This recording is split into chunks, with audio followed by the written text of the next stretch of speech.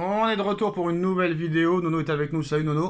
Salut Sacha. Nono, tout le monde est impressionné par le Barça de Hansi Flick depuis le début de saison. Et encore hier, victoire 3 buts à 1. 3 buts à 1 avec un Rafinha exceptionnel, un Yamal exceptionnel.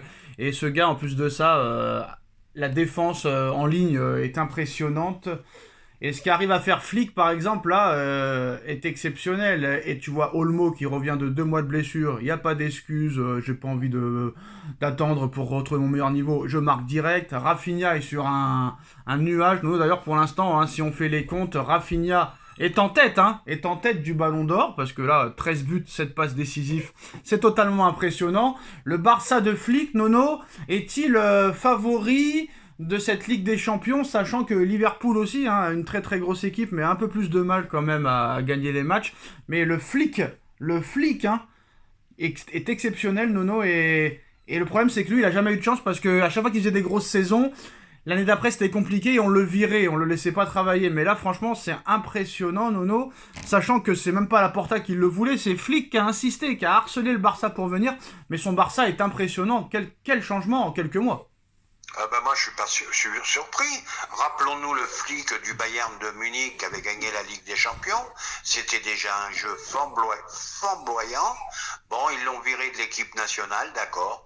Bon, il y a des fois où ça se passe mal, mais pas surpris du tout, Et ils l'ont viré du Bayern alors qu'il avait gagné 6 titres l'année d'avant. Et voilà, il gagnait les titres, il gagne la Ligue des Champions, il est viré. Bon, c'est le football d'aujourd'hui, Tu loupes 3 matchs, ça y est, t'es viré, malheureusement. Et donc, pas surpris du tout. Alors, qu'est-ce qui va se passer si jamais le PSG ne gagne pas contre l'Atlético et que le PSG est aux portes de l'élimination? Qu'est-ce qui va se passer, quoi? Là, ça va faire du bruit, Qu'est-ce qui va se passer? Je pense qu'il se passera pas grand-chose, parce que malgré tout, comme on a dit la dernière fois, il faut laisser le temps au temps.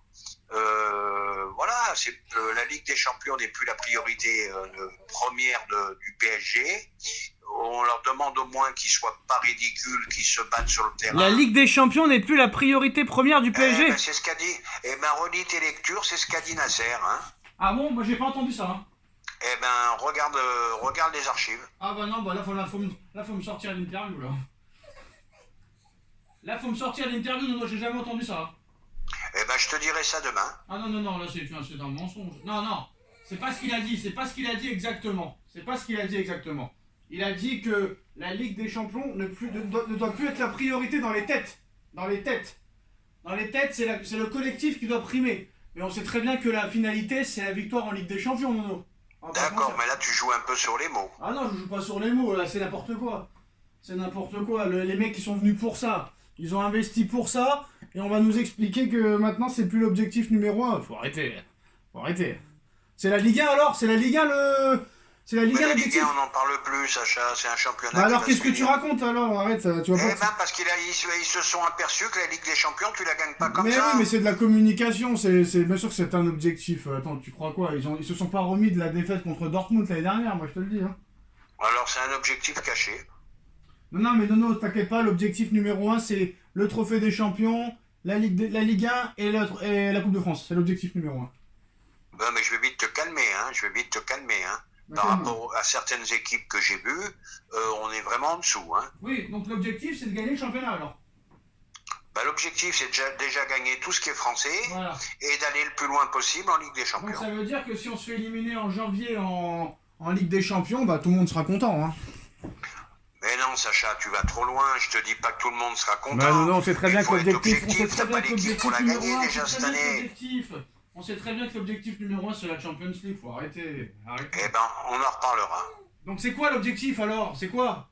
L'objectif, je viens de te le dire, c'est d'aller le plus loin possible en Ligue des Champions. Ah bah non, t'as dit que c'est pas l'objectif. T'as dit que c'est pas l'objectif. L'objectif de gagner la Ligue des Champions. On n'a pas dit de la gagner. On a dit de se qualifier. Ah, c'est pas pareil, Qui t'a dit qu'on va gagner la Ligue des Champions? Bien sûr que c'est pas un objectif, tu vois. Tu vas gagner la Champions League avec Kangin Lee, avec Dembélé. C'est ce que je viens de te dire. Donc voilà, donc c'est quoi l'objectif alors? L'objectif c'est d'aller le plus loin possible, tout simplement. Voilà. Donc maintenant. Mais tu m'écoutes pas, Sacha, on va se clasher, tu m'écoutes pas. Le problème c'est que si tu renforces. Je pense pas que tu peux dans la durée progresser avec cette équipe-là, vu qu'il y a trop de changements à chaque fois. Donc c'est pas possible, quoi. C'est pas possible, c'est pas possible.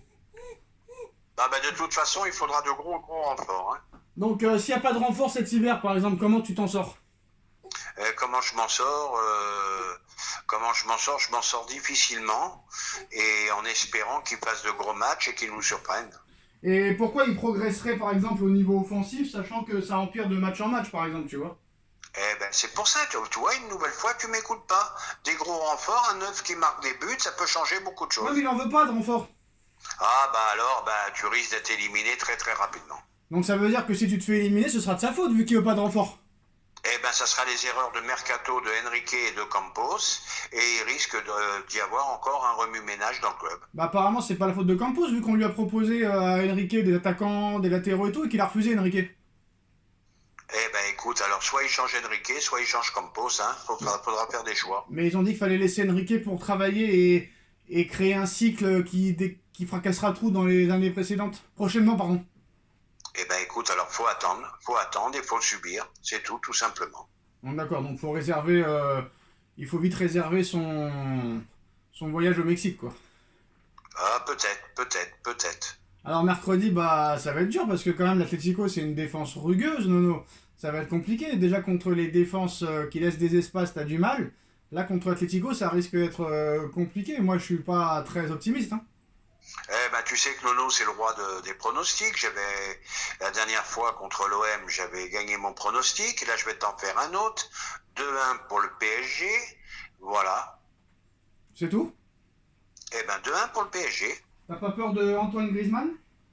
Non, Griezmann est toujours capable d'un coup de patte, mais attends, on est quand même pas, comment dirais-je, des venus de la première heure, hein. T'as pas peur de Julian Alvarez? J'ai peur de Julian, j'ai peur de Griezmann. Ils sont quand même inconsistants malgré tout depuis le début de saison. Un coup oui, un coup non. N'oublie pas qu'ils en ont pris 3 chez eux contre Lille. C'est pas non plus pas de quoi grimper au rideau non plus. Hein. D'ailleurs, si tu bats pas l'Atlético alors que Lille les a battus, ça va faire du bruit. Hein. Ça risque de faire du bruit. Tu risques de te faire éliminer très rapidement de la Ligue des Champions. C'est une victoire nécessaire et obligatoire. Et ça va faire grand bruit s'il n'y a pas victoire. Hein. Et s'il n'y a pas victoire, grand chamboulement en but. Nono, Paris, deuxième meilleur centre de formation du monde derrière le Barça. Et pourtant, presque personne n'a réussi à Paris. Beaucoup de gâchis quand même. Hein. Oui, beaucoup de gâchis parce qu'on a le plus gros vivier de jeunes déjà en France. Le problème, la grosse différence, à la Masia, on les fait jouer. À Paris, on les prête. Voilà, tout simplement. Et après, tu les vends. Et après, au revoir, monsieur, dame. Donc voilà, c'est la fin de cette vidéo. Dites-nous en commentaire, on like, on partage et on se retrouve très vite. Salut Nono. Salut Sacha.